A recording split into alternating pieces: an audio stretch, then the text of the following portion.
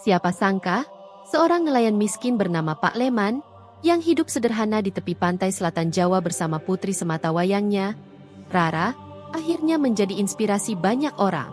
Meski dikenal jujur dan rajin, hidup Pak Leman sering dipandang sebelah mata oleh warga desa. Namun, malam itu, badai besar mengubah segalanya. Sebelum kita lanjut ke kisahnya yang penuh keajaiban, silakan tulis di kolom komentar, dari mana saja kalian menonton video ini. Saya doakan semoga kalian semua selalu diberi kesehatan, dilimpahi rezeki, dan dijauhkan dari segala kesulitan. Amin. Langit sore itu tampak kelabu. Awan hitam menggantung berat di atas samudra selatan. Ombak mulai menggulung tinggi, pertanda badai akan segera datang. Warga desa mulai menutup pintu, tapi satu sosok tetap berjalan ke tepi pantai, Pak Leman. Ia mendorong perahu kayunya perlahan. Meski angin kencang dan laut tak bersahabat, tekadnya tak surut. Ia tahu, jika tidak melaut hari ini, besok Rara takkan punya makanan di meja. "Bapak, hati-hati ya, jangan terlalu jauh," bisik Rara sambil menggenggam ujung baju ayahnya. Pak Leman tersenyum, mengusap kepala putrinya. "Kalau kita takut ombak, kita takkan pernah tahu seberapa dalam rezeki yang dititipkan laut," ucapnya tenang. Dengan perahu kecil dan jaring seadanya, ia menantang gelombang. Hujan belum turun, tapi angin menusuk kulit. 1 jam 2 jam jaring masih kosong, hingga badai datang mendadak. Petir menyambar. Ombak setinggi perahu menghantam dari samping. Pak Leman mencoba bertahan, memeluk tiang layar. Namun kekuatan alam tak bisa dilawan. "Ya Allah, jaga anakku," bisiknya sebelum tubuhnya tercampak ke laut. Gelap, dingin, sunyi. Namun dalam kesadarannya yang hampir hilang, cahaya hijau menyala dari kedalaman. Lembut, seolah ada yang memeluknya. Dalam keadaan setengah sadar, ia melihat sosok perempuan berselendang hijau. Rambutnya terurai panjang seperti ganggang laut. Matanya memancarkan wibawa. Wajahnya tak asing. Dia, Nyi Roro Kidul. Pak Leman terdiam. Takut? Bukan. Tapi lebih pada rasa tak percaya. Seumur hidupnya ia hanya mendengar nama itu dari dongeng-dongeng tua. Sang Ratu Samudra berkata lembut, "Laut bukan sekadar tempat mencari ikan. Ia adalah penjaga rahasia. Dan aku, penjaganya. Malam ini kau tidak mati, tapi kau juga belum sepenuhnya hidup." Pak Leman bergumam pelan, "Lalu mengapa saya di sini, Gusti?" Nyi Roro Kidul mendekat, membawa aroma laut dan bunga melati. "Karena kau masih punya tugas. Aku ingin tahu, apakah manusia seperti dirimu masih bisa menjaga keseimbangan antara keserakahan dan rasa syukur?" Tiba-tiba, di telapak tangannya muncul 3 benda. Sebutir mutiara putih, sehelai daun emas berkilau, sekantong pasir halus. "Ambillah ketiganya," ucapnya. "Namun ingat, 1 harus kau simpan, 1 harus kau berikan, dan 1 harus kau tanam. Pilihanmu akan menentukan jalan hidupmu." Cahaya mulai redup. Suara Nyi Roro Kidul menggema untuk terakhir kalinya. Tidak semua rezeki datang dalam bentuk ikan, dan tidak semua ujian datang dalam bentuk badai. Dan semuanya menghilang. Pak Leman terbangun di tepi pantai. Tubuhnya basah kuyup. Tapi ketiga benda itu, mutiara putih, daun emas, dan pasir halus, tergeletak di sampingnya. Ia menggenggam ketiganya erat, sadar bahwa takdirnya kini ada di tangannya. Angin subuh menyapu pelan wajah Pak Leman yang masih terduduk di pasir pantai. Dari kejauhan, terdengar suara Rara memanggil panik. Gadis kecil itu berlari menuruni bukit pasir, meneriakkan satu harapan. "Bapak, Bapak hidup." Pak Leman menoleh, menatap laut yang kini kembali tenang. Dalam hatinya, ia tahu malam tadi bukan sekadar mimpi, tapi sebuah panggilan dari dunia yang lebih dalam. Dunia yang hanya bisa dijangkau oleh hati yang ikhlas dan jiwa yang bersih. Rara memeluk ayahnya erat. Tangisnya pecah, tapi matanya tertuju pada 3 benda yang tergeletak di pasir basah. Sebutir mutiara putih, lembut seperti embun fajar. Sehelai daun emas tipis, berkilau terkena cahaya matahari. sekantong kecil pasir laut yang anehnya terasa hangat. Rara, bantu Bapak simpan ini, tapi jangan tanya apa-apa dulu. Ya, nanti, saat waktunya tiba, Bapak akan cerita, ujar Pak Leman pelan. Rara mengangguk. Ia terbiasa dengan kata-kata ayahnya yang sering terdengar misterius, tapi selalu menyimpan makna. Malam pun tiba. Desa telah tenang. Suara ombak kembali hanya sebatas bisik. Pak Leman duduk sendiri di depan gubuknya, memandangi ketiga benda itu di atas tikar pandan. Kata-kata Nyi Roro Kidul terngiang dalam kepalanya. Satu harus kau simpan, satu harus kau berikan, dan satu harus kau tanam. Namun tidak ada penjelasan, tidak ada petunjuk tentang konsekuensinya. Hanya pilihan yang harus diambil dengan hati. Ia memandangi mutiara putih itu. Dalam benaknya muncul wajah Arman, anak tetangga yatim yang sering membantunya menambal jaring. Ia tahu betapa berat hidup Arman dan ibunya. Lalu daun emas, ringan dan berkilau. Ia teringat Rara, anak sematawayangnya, yang begitu sabar menahan lapar dan menyembunyikan mimpinya demi semangat sang ayah. Terakhir, pasir laut dalam kantong kecil itu. Saat disentuh, pasir itu terasa hidup, seolah berdenyut, seolah menyimpan rahasia laut dalam setiap butirnya. Pak Leman menutup mata dan berbisik dalam hati. Kalau hidup adalah titipan, maka biarlah yang kuberi menjadi berkah, yang kusimpan menjadi penjaga, dan yang kutanam menjadi pengingat. Keesokan harinya, Pak Leman melangkah pelan ke rumah Arman. Tanpa banyak kata, ia menyelipkan mutiara putih ke dalam kantong Arman dan berkata, "Ini untukmu. Anggap saja ini harapan dari laut." Kemudian ia pulang, memeluk Rara, dan memberikan daun emas. "Nak, simpan ini baik-baik. Jangan dijual. Jaga seperti kau menjaga bapak, ya?" Rara mengangguk, bingung tapi bahagia. Langkah terakhir, ia pergi ke belakang rumah, ke sebidang tanah yang dulu gersang dan retak. Dengan hikmat, ia menggali sedikit, menuangkan pasir laut itu, dan menutupnya kembali. "Jika ini ujian dari alam, aku menerimanya. Jika ini berkah dari laut, aku bersyukur." Malam itu, angin terasa berbeda. Lebih hangat, lebih tenang. Keesokan paginya, saat matahari menyinari tanah tempat pasir itu ditanam, sebutir tunas kecil muncul dari retakan tanah. Tapi ini bukan tunas biasa. Warna daunnya hijau pucat dengan kilau emas di batangnya. Daunnya bening seperti embun beku. "Rara," Pak Leman memanggil lirih. "Lihat ini." Rara datang menghampiri dan menatap tak percaya. Itu tumbuh dari tanah belakang yang dulu bahkan rumput pun tak mau hidup. Pak Leman mengangguk pelan. Di balik kehidupannya yang sederhana, ia tak pernah berharap keajaiban. Tapi kini, keajaiban itu seperti mulai menumbuhkan akar dalam hidupnya. Hari demi hari, tanaman itu tumbuh cepat. Dalam sepekan, ia menjelma menjadi pohon kecil berdaun lebat. Anehnya, tanah di sekitarnya ikut menjadi subur. Rumput liar mulai tumbuh, bunga-bunga bermekaran, bahkan tanaman sayur yang dulu tak pernah berhasil kini tumbuh dengan sendirinya. Pak Leman tak banyak bicara. Ia hanya merawatnya diam-diam, menjauhi sorotan warga. Baginya, ini bukan untuk dipamerkan. Ini adalah amanah. Rara mulai membawa hasil kebun ke pasar. Awalnya hanya seikat kangkung dan bayam. Tapi para pedagang terperangah. "Dari mana kau dapat sayur sebesar ini, Rara?" "Ini seperti ditanam di tanah kerajaan." "Dari kebun kecil di belakang rumah kami, Bu," jawab Rara tersenyum. Lama-lama, nama Pak Leman mulai jadi buah bibir. Bukan karena kisah pertemuannya dengan Nyi Roro Kidul, karena itu belum diceritakannya pada siapapun, tapi karena kebunnya yang luar biasa subur. Setiap pagi, tetangga-tetangga mulai mengintip dari balik pagar. Beberapa datang bertanya, tapi Pak Leman hanya menjawab sambil tersenyum. Mungkin tanahnya sedang senang disiram doa. Namun di balik senyuman itu, bisik-bisik mulai terdengar. Ada yang berucap, itu pasti bukan tanaman biasa. Bahkan ada yang berbisik lebih pelan, jangan-jangan dia dibantu dari dunia lain. Pak Leman tahu, ketika sesuatu terlihat terlalu indah, manusia cenderung curiga.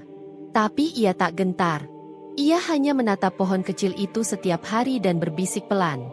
Apapun yang kau bawa, aku akan menjagamu.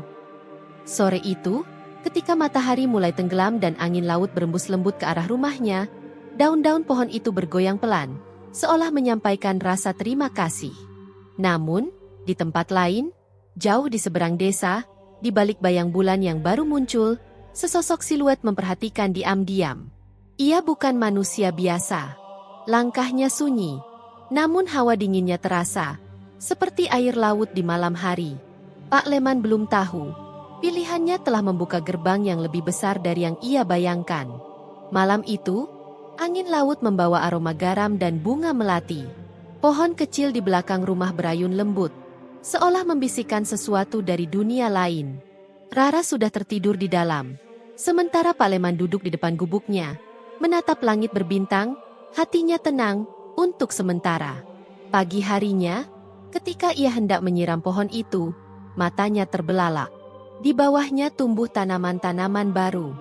Daunnya besar, buahnya mengilap seperti disekam minyak, warnanya cerah memukau. Ya Allah, apalagi ini? Gumam Pak Leman. Ia memetik satu buah yang mirip labu, tapi ukurannya jauh lebih besar. Saat dibelah, dagingnya tebal, harum, dan segar. Dengan ragu, ia membawa sebagian ke pasar. Tak disangka, reaksi pasar luar biasa. Pak Leman, ini luar biasa. Ini bisa laku mahal di kota, seru seorang pedagang. Kabar menyebar cepat. Dalam hitungan minggu, rumah Pak Leman yang dulu reot mulai diperbaiki.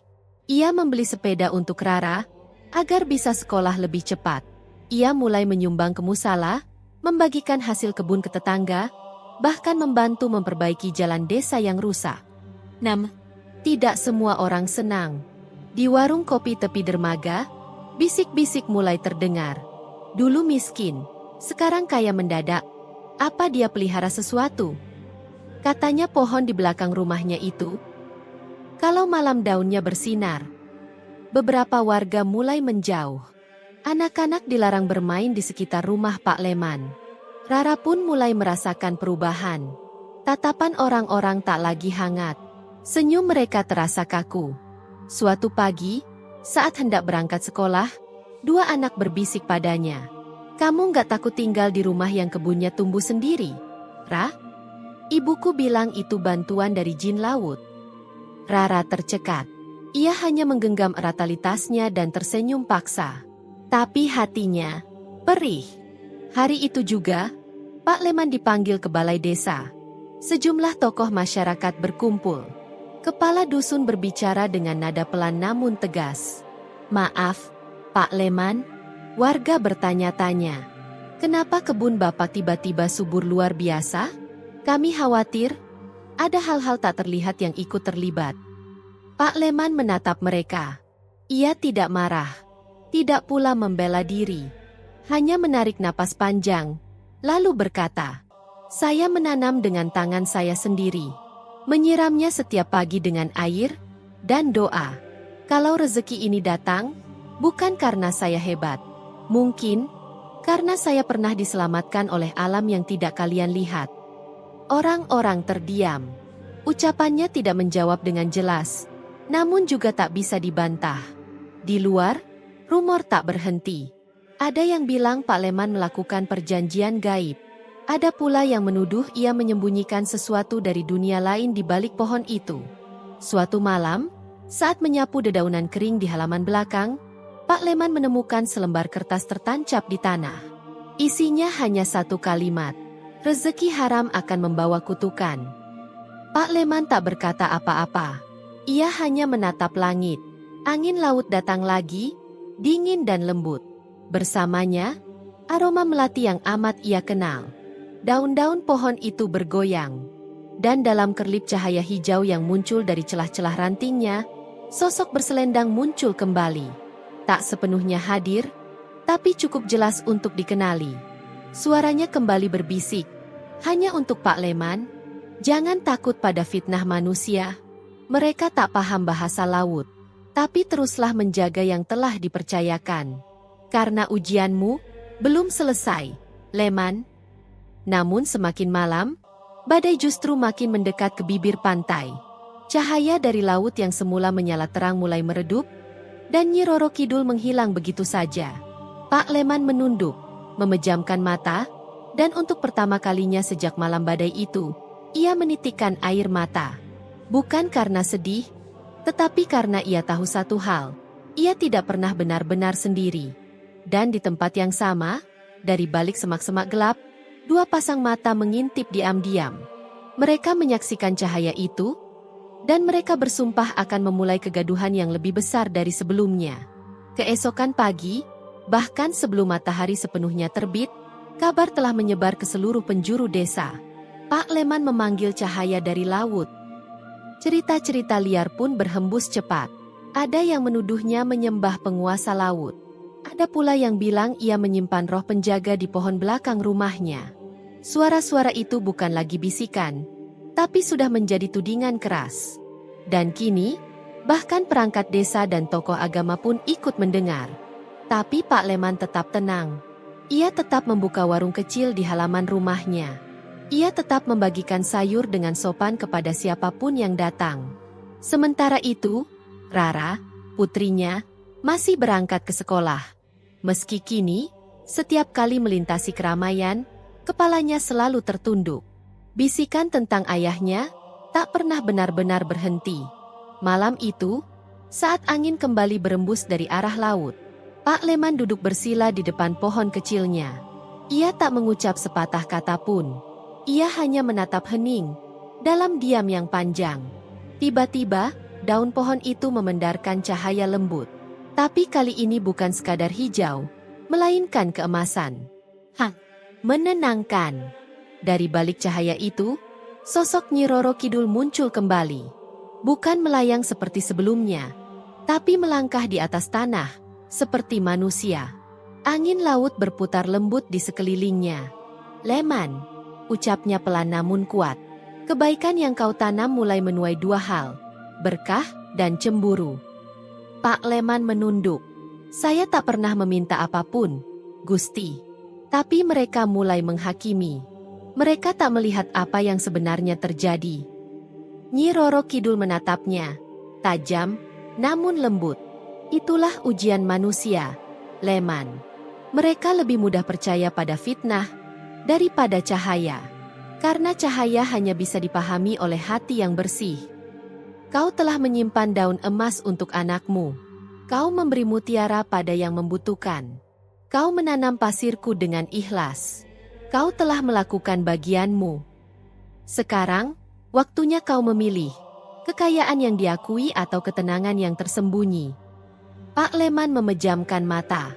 Hatinya diguncang, tapi jawabannya tetap sama seperti di awal perjalanan ini. Saya tidak ingin menjadi kaya. Saya hanya ingin hidup tenang, melihat Rara bahagia, dan menepati janji saya, menjaga titipan Gusti. Nyi Roro Kidul tersenyum. Senyum dalam, penuh pemahaman. Kalau begitu, biarkan aku yang berbicara untukmu. Malam itu, angin pantai tiba-tiba berhenti. Langit jadi jernih luar biasa. Dan di desa kecil itu, semua orang bermimpi tentang seorang perempuan berselendang hijau yang berjalan di antara ladang, menyentuh tanah dan berbisik. Jangan ragukan orang yang menjaga bumi. Karena bumilah yang menyimpan rezekimu. Keesokan harinya, seluruh desa bangun dalam keheningan. Entah mengapa, hati mereka semua diliputi rasa bersalah dan malu. Sementara itu, dua orang yang mengintip malam sebelumnya, Pak Surya dan Bu Darmi, tak bisa tidur. Wajah mereka pucat, dan entah kenapa, tanaman mereka semua layu dalam semalam. Pak Leman tak berkata apa-apa. Ia hanya menyiram kebunnya sambil berbisik. Kebaikan tidak perlu dijelaskan, cukup dijalani. Dan tanpa disadari, pagi itu anak-anak yang biasanya mengejek Rara tiba-tiba diam. Salah satu dari mereka, Denny, mendekati Rara dengan gugup. Maaf kalau aku dulu suka ngeledak. Aku mimpi tentang ibumu semalam. Dia bilang kamu anak baik. Rara hanya tersenyum kecil. Tapi di dalam hatinya, ia tahu, angin laut mulai menyapu kesalahan yang telah lama tertimbun. Di sisi lain desa, Pak Surya, lawan lama Pak Leman, mulai mengalami keanehan. Sumurnya mengering meski musim hujan belum usai. Tanaman cabainya diserang ular. Ayam-ayamnya tak lagi bertelur. Namun meski semua itu jelas, kesombongannya tetap belum luntur. Ia justru menuduh Pak Leman menggunakan ilmu hitam. Lihat apa yang terjadi. Ini bukan kebetulan. Dia pasti pakai ilmu, teriaknya di depan warga. Tapi kini warga sudah mulai jengah. Bu Minar, penjual sayur, berdiri dan membela. Kami semua bermimpi tentang perempuan berselendang hijau itu. Dia datang, menyentuh ladang kami, dan ladang kami tumbuh subur. Tapi kenapa hanya ladang Bapak yang mati? Desa pun mulai terbelah. Antara mereka yang percaya keajaiban Pak Leman, dan mereka yang masih diliputi iri dan ketakutan. Malam itu, saat Pak Leman menutup warung kecilnya, datang seseorang yang tak disangka, kepala desa. Pak Leman, saya malu baru datang sekarang. Tapi saya ingin tahu, siapa sebenarnya perempuan berselendang hijau itu? Pak Leman tak menjawab panjang. Ia hanya menunjuk ke arah laut yang gelap, tapi tenang. Dia bukan untuk ditakuti, Pak, tapi untuk dihormati. Dia menjaga, mereka yang menjaga. Kepala desa terdiam cukup lama. Matanya menatap Pak Leman dengan dalam, seolah mencoba memahami sesuatu yang jauh lebih besar dari sekadar kata-kata. Lalu ia mengangguk pelan. Mulai besok, katanya lirih, aku akan undang seluruh warga. Kita akan bersihkan pantai bersama. Dan kalau boleh, aku ingin kau yang memimpin. Dan tepat saat itu, dari arah laut, terdengar suara samar. Seperti nyanyian seorang perempuan. Lembut, dibalut oleh tiupan angin dan debur ombak yang tiba-tiba menjadi tenang. Malam itu, pantai Parangjati kembali menyala. Cahaya hijau lembut menyelimuti tepian, seolah memberi restu. Warga satu persatu menatap ke laut. Di sanalah mereka sadar, bukan Pak Leman yang sakti, tapi hatinya yang bersih, telah mengetuk pintu langit. Namun saat fajar menyingsing dan cahaya itu menghilang, bahaya justru datang. Bukan dari laut, tapi dari daratan. Sebuah mobil hitam mewah meluncur pelan ke desa. Di dalamnya, seorang pria berjas rapi turun dengan percaya diri. Namanya Pak Guntur, seorang pengusaha properti dari kota besar. Ia datang membawa peta, cetak biru, dan proposal bisnis. Pantai ini terlalu berharga untuk dibiarkan jadi kampung nelayan, ucapnya mantap. Kami akan bangun resort bintang 5, restoran, dermaga kapal pesiar. Kalian semua akan untung besar. Sebagian warga mulai tergoda. Mereka berbisik-bisik. Mata mereka silau oleh janji kemewahan. Tapi Pak Leman hanya diam. Pandangannya tetap tertuju ke laut, seolah menanti isyarat dari alam. Rara mendekat, bertanya pelan, "Ayah, apa kita harus terima ini?" Mereka bilang ini berkah. Pak Leman tersenyum tipis. Lirih ia menjawab, "Nak, tidak semua yang berkilau itu emas. Ada berkah, ada jebakan." Keesokan harinya, warga berkumpul di balai desa. Pak Guntur mempresentasikan proyeknya dengan gambar-gambar megah dan keuntungan fantastis. Semuanya tampak meyakinkan. Namun saat sesi tanya jawab dimulai, Pak Leman berdiri. Perlahan, namun penuh wibawa. "Pak Guntur," katanya tenang, "Anda lihat laut ini sebagai uang. Tapi kami melihatnya sebagai ibu. Dia bukan milik kita untuk dijual. Ia menjaga kita, bahkan saat kita tak sadar sedang dijaga." Ruangan hening. Tak ada yang berani bicara. Tapi sebelum kepala desa sempat menjawab, tiba-tiba gemuruh terdengar dari arah laut. Warga berlarian keluar. Laut yang tadi tenang, kini bergelombang keras. Dari balik ombak muncul cahaya hijau menyala, lebih tajam dari sebelumnya. Angin bertiup kencang, seolah lautan sedang menolak sesuatu yang hendak merusaknya. Pak Guntur melongo. "Apa-apaan ini?" Warga menunduk. Beberapa membalikan badan, perlahan meninggalkan rencana yang tadi mereka dambakan. Seorang nenek bahkan berbisik, "Kalau ibu laut saja marah, berarti ini bukan rezeki, tapi azab." Pak Guntur naik pitam. "Kalian bodoh, melewatkan kesempatan emas." Tapi kepala desa berdiri tegas, menatap matanya langsung. "Lebih baik kami miskin, daripada mengusik penjaga alam kami." Dan seolah alam menjawab, ombak menyapu papan-papan presentasi milik Pak Guntur. Semua rencana pembangunan hanyut, ditelan laut. Pak Guntur pergi dengan penuh amarah. Tapi desa justru diliputi rasa damai yang belum pernah mereka rasakan sebelumnya. Dari kejauhan, di balik kabut ombak, tampak sesosok perempuan berselendang hijau. Ia mengangguk pelan, sebelum kembali menghilang ke dalam samudra. Laut telah memilih. Sejak rencana proyek mewah itu ditelan ombak, ketenangan menyelimuti Parangjati. Langit terasa lebih jernih. Angin seperti berbisik rasa syukur. Warga kini tak hanya melihat laut sebagai tempat mencari ikan, tapi juga tempat belajar menghargai kehidupan. Pak Leman kembali ke perahunya. Tetap sederhana. Tapi orang-orang datang dari berbagai kota hanya untuk menyentuh pasir pantai dan mendengar kisah tentang nelayan yang dipilih oleh laut. Rara, yang dulu malu karena ayahnya hanya nelayan, kini selalu berkata dengan bangga, "Ayahku bukan pejabat, bukan orang kaya, tapi hatinya bersih dan takut menyakiti alam." Maka laut pun menghormatinya. Tanpa resort, tanpa hotel mewah, desa kecil itu justru berubah menjadi tempat wisata spiritual. Orang datang bukan untuk berfoya-foya, tapi untuk belajar tentang alam, tentang ikhlas, dan tentang keseimbangan. Suatu malam, Pak Leman duduk di perahunya, memandang laut yang berkilau di bawah bulan. Angin membawa aroma melati. Di kejauhan, ia melihat sosok hijau menari di atas ombak. Hanya sekejap, tapi cukup untuk tahu siapa itu. "Terima kasih, Ibu Laut," ucapnya lirih. Dari saku bajunya, ia keluarkan kerang hijau, kerang yang dulu muncul di jaringnya.